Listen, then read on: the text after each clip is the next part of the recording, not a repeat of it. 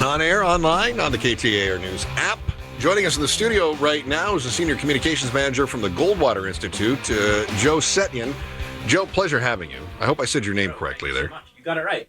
Oh, excellent, excellent. Joe, Prop 312 is one of the, I think there were 1,700 propositions that we voted on this last time around. Is that accurate? There were quite a few. Yeah. So 312, in a nutshell, said that if the city in which we live is not enforcing their own homeless deterrence, then we can petition to get our property taxes back to cover any costs incurred because of homeless people in the neighborhood. Is that close? Yeah, that's very close. What Prop 312 does is it is based on a very simple concept, which is that you pay taxes to the local government for public health and safety services.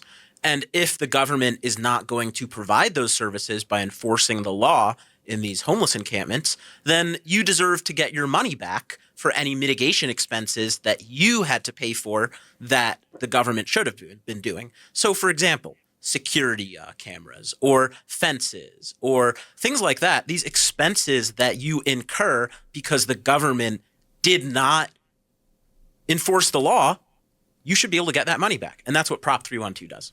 So the proposition passed, and we talked about kind of the slippery slope that could come of this, and that remains to be seen, because if the police didn't enforce speeding in front of my house and my mailbox got taken out, I don't get to recoup my property taxes because I had to replace my mailbox, right?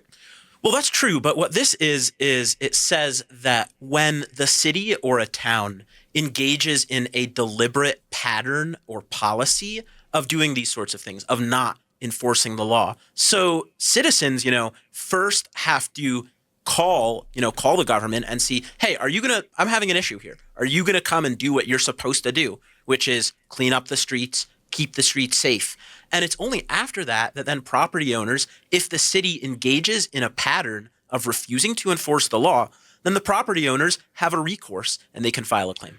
Specifically, what needs to happen to show that the municipality did not follow and that they've established this pattern of not enforcing their own laws? Yeah, what's the threshold?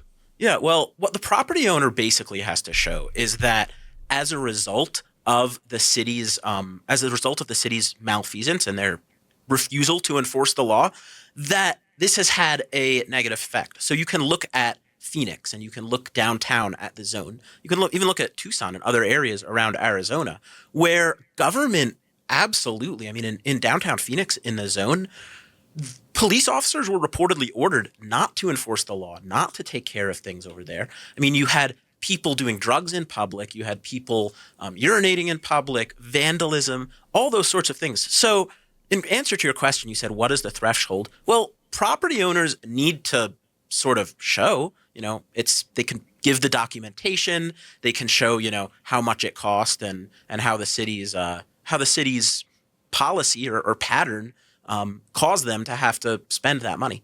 Talking with Joe Setyon, he's the Senior Communications Manager with the Goldwater Institute, and we're talking about Prop 312 and what individuals or businesses have to show in order to get the percentage of their property tax money back. Joe, you used the word what an individual, homeowner, or a business would have to show.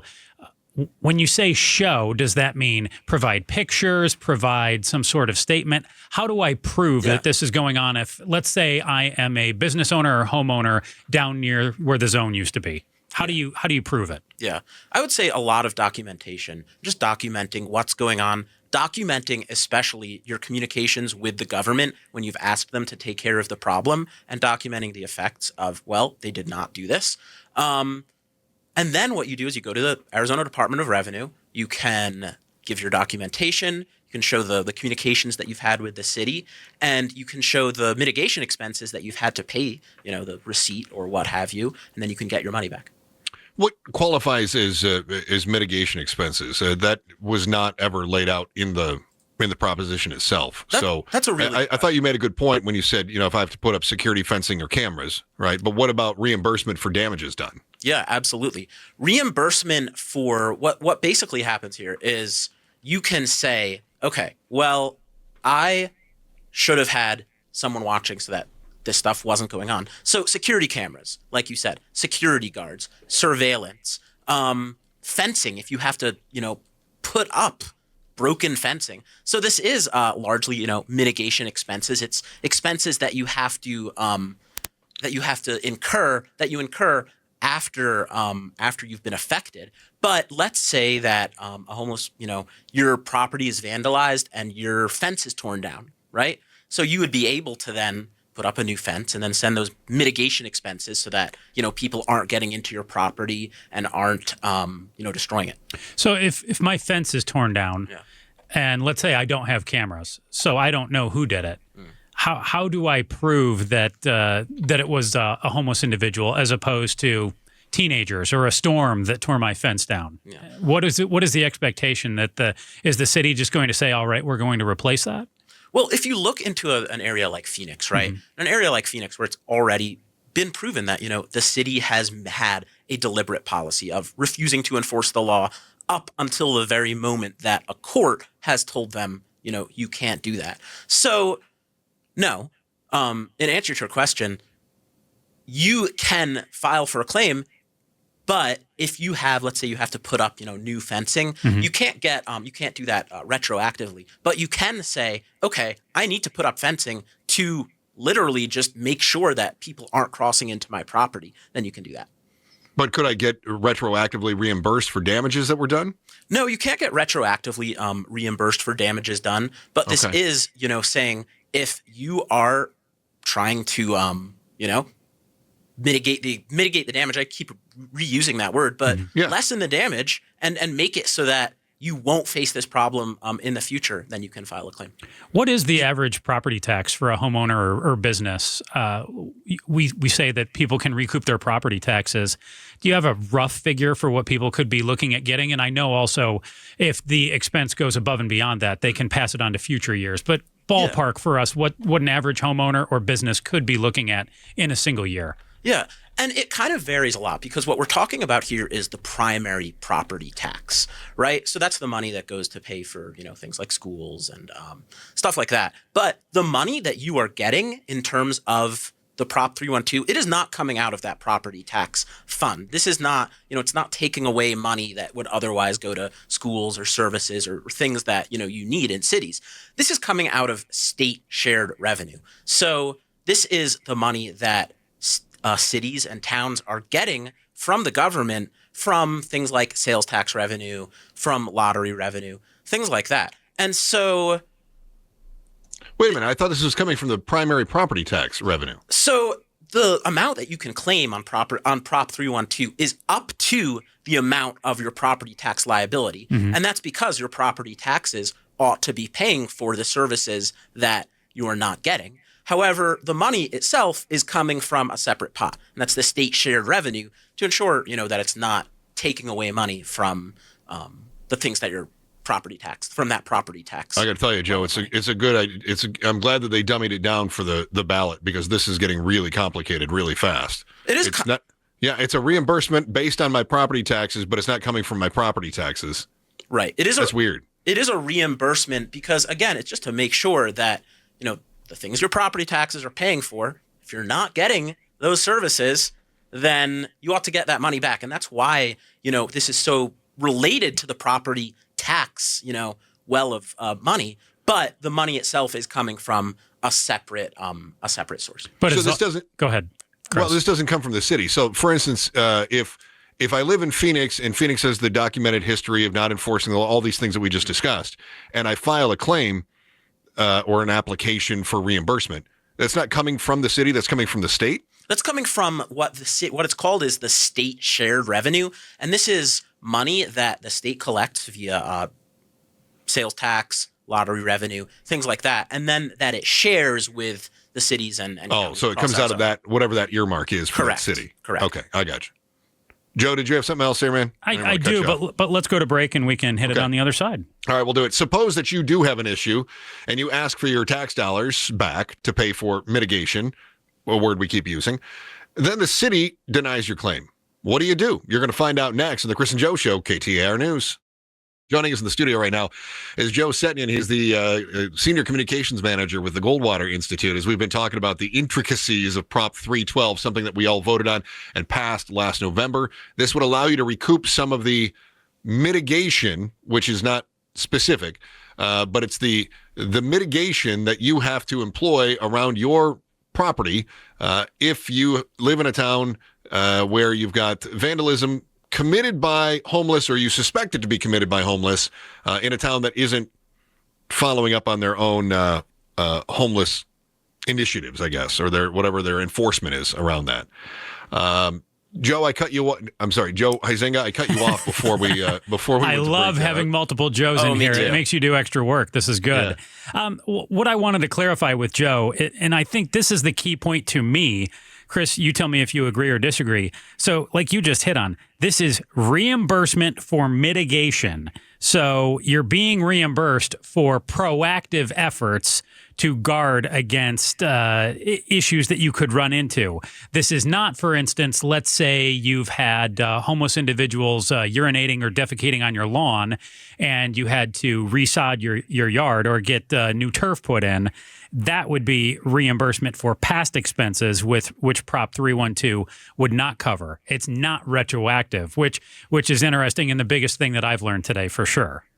Is that right, Joe? Yeah. So Prop 312 is retroactive and is not retroactive, rather. Okay. And really what the goal here is, in an ideal world, no one would have to file a claim under Prop 312 because the cities and towns would be doing their jobs, so you wouldn't need to take matters into your own hands. Mm-hmm. If the city is sending the police officers to make sure that the homeless encampments are patrolled, that there's nothing bad going on there, then I shouldn't have to hire security guards to guard my business, right? So what do you, as a senior communications manager with the Goldwater Institute, advise somebody to do then if they are running into a problem? Obviously, document, yeah. But then do you advise that because if I go out and buy security cameras at that point, isn't it as though I'm trying to reimburse myself for something that has happened? Or can I argue that, hey, I want to make sure that this doesn't happen again? Do you see what I'm saying? Yeah, well, I think you want people to be making sure that they're documenting and then they're submitting before something else happens, because they can't get reimbursed for things that have happened in the past. Right. We want people to document, submit the claim. The Arizona Department of Revenue is going to review the claim, and they're going to talk to the city or town, and they're going to decide whether there was, a policy or a pattern of not enforcing the law. Now, we run into a problem there, because is the government going to want to pay out money to people? That's always a question. That's why Goldwater Institute is here. We would say that if you are running into those problems, please reach out to us. Goldwater. What's that going to cost me? That is free, because we are a pro bono law firm. So we would be, happy to take a look at your case, and we do offer free assistance. Goldwaterinstitute.org /Prop 312 claims, and you can also email us at prop312claims @goldwaterinstitute.org. And then once the lawyers get involved from the Goldwater Institute, what is it that you do in order to try to get the state to come around on the application of the claim? Yeah, and then that's where we will take this to court. We'll take it to Superior Court and file a suit and challenge, basically appeal the municipality or the city or town's refusal to. Has any of this been challenged yet? I don't believe that this has been challenged yet. What we have seen, and this is, I think, a really good thing, is that so many cities and towns across Arizona have now made moves to start enforcing, laws against public camping, laws against public urination, laws against, drinking and doing drugs in public. So is the expectation then, because this is in place, that cities and towns won't have to go out and look into whether or not people are submitting frivolous claims? The expectation is, because now they're being proactive about policing the areas, that they don't have to worry about it so much. Well, I would be careful to give the cities and towns the benefit of the doubt, because they can do one thing, and once people stop paying attention, they can start doing another. But yes, basically what these cities and towns are doing is they are saying, hey, we don't want to be liable for paying all this money to property owners because of things that we should have been doing in the first place. What is the burden of proof if you're putting in your application? For instance, say you live in Tempe, and Tempe is trying to take action. I mean, for Pete's sake, they're writing tickets to people that are feeding homeless people in the park. So obviously they're trying to do something, but homelessness still exists. So if I live in Tempe and I say, listen, the homeless is still a problem, but they're still, the city's trying to do something, is there any recourse for me? Yeah, well, look, there's a big gap between doing nothing and then doing too much, right? But we think that the first step in getting the homelessness crisis under control is to make sure that the people who are paying taxes, the law-abiding citizens, have their tax dollars, spent wisely, and they're getting the services that they are paying for.